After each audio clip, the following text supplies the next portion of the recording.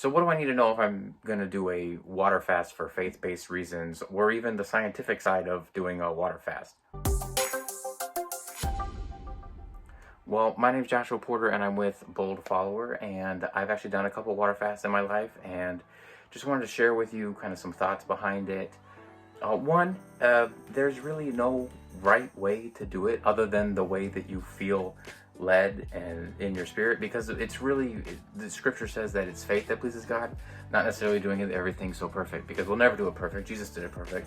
So if you feel led to do a water fast, you should definitely consider doing it. And if you feel led that you don't have to do one, but you would like to do one for clarity, you can go ahead and do it. Now, there's a ton of different reasons to do a water fast, or any fast for that matter. And I believe that as long as you try to keep your heart, your perspective, that you're doing a water fast, not necessarily to make God do something, but to help you understand what God is doing and then get in sync with it. A lot of times I would say I'm doing a fast to make myself really hear from God, so I know what to do. Now, you can definitely do different things and God will honor them, and there's tons of different examples in scripture, tons of different types of fasts for all different types of lengths, and I've heard stories of all sorts of different types of fasts. So I don't want to say there's just one way. I would say just really pray and seek God about exactly what that would look like. But as I mentioned, the whole point of the fast, really, if you get down to it, is not to make God do something. It's to really align yourself with what God is doing. You can petition God for stuff, and that's totally cool. But remember that at the end of the day, the fast is really to change yourself, not to change God. Now, on that note, there's also things that change in you physically and scientifically. So there are definite scientific benefits to fasting, and so we got to take those into consideration too. But if we are doing it for health, it is not a spiritual fast. They're two different things. So as long as you separate them, yes, if the Lord is leading you to be more healthy and it's part of it, that's fine. But just don't fast for health reasons and then say that it's God when it's really not. So with that, there are health benefits. There's tons of benefits. I don't want to get too into the details, but essentially there's a lot of things that go into your body. Your body starts using all this protein and things inside your body that would otherwise just remain hanging out and just chilling. They're actually used, and so they're recycled. So it starts to recycle things that your body just had in reserve. And so you're basically flushing out your system as well, because you drink a lot of water. It comes in and out. And so that's really good. As well as there's a lot of stuff in the brain. You actually grow brain cells. It's kind of crazy, the stuff that happens when you fast. Your body is just an insane machine. God created it so crazy. So there's a lot of research on that. I'll put a link below to a video that explains that a little better, because I'm not a scientist and it's none of my research. All I know is there's a little bit out there that's really informative about that.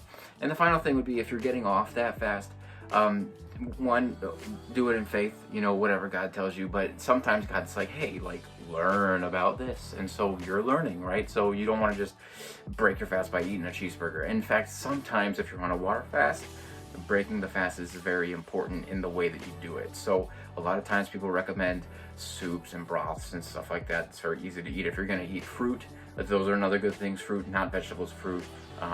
Single things, right? So like a little bit of watermelon, right? A tomato, something that's really, really juicy and water filled, and then you kind of progress your way. Single things at first, right? So if you're going to eat an avocado, which is a good thing to start off your fast, you eat a little bit, right? And then you just an avocado. You don't put a bunch of salt on it. You don't mix it with us, just alone, and then you slowly progress. I have heard a story of someone who ate a steak dinner right off of like a 21-day water fast, and they've got hospitalized.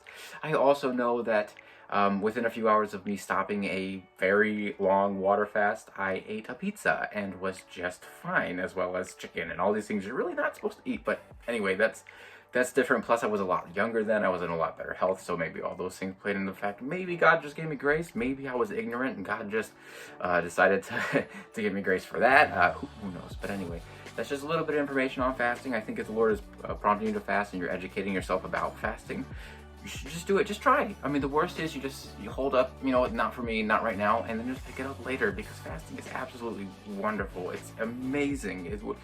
The fasting is one of the easiest ways for us as people to start using self-control and turning away things the way that we constantly consume and just pause. And in those moments where you are not eating when you should eat normally, those are times not to replace with something else, but to pray or to think about God, or like that's the whole point, right? The whole point of Lent and all that, right? The idea is to remove something from your life, and in place of that thing, you put something godly in. So, like for example, you don't. Some people do, and that's fine. You do what your faith is. But I think the best way to really utilize a fast is in those moments, in those gaps where you would normally be eating, that you would spend time with God. And also on that note, it's a little bit different because back in the day, fasting was different. Fasting was different because you didn't know where your next meal was coming from. So if you skipped a meal, you were risking not eating again and again and again. So it was totally different as far as fasting goes in that world. As well as people spend a lot of time cooking. I know our grandparents and great-grandparents, some of them would spend a long time cooking. And so all that time is back to give to the Lord. So anyway, fasting is just a little bit different. There's a lot of different ways to fast. There's a lot of medical benefits to fasting. There's a lot of good, wise tips to do when you're getting off of a fast. And also to remember that fasts have been different in the past in the way that they were pertained, but the spirit of the fast can still be used, whether you're doing Lent or a personal fast or another religious way, or you just feel like God is telling you to, or you don't know if God is telling you to, but you think it would benefit your relationship with God or your current hearing from God. So anyway, that's just a couple of thoughts on fasting. I really hope this helps somebody. We really hope that you're blessed. If you like the content, subscribe. Be good. Peace.